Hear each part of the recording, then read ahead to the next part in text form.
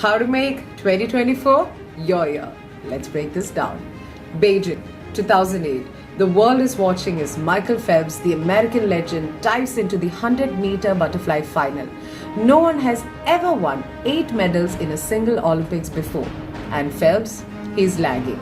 Time is slipping, the crowd is on the edge, and it comes down to this one final stroke, and he does it by a mere 0.01 seconds. Phelps snatches victory, the smallest margin in Olympic history. This is no fluke. Every second, every breath, every stroke was calculated. In elite sports, time is not just ticking, it's an art. Now imagine this. If you could harness time like Phelps, every second is your chance to win. Every second is your chance to find your purpose.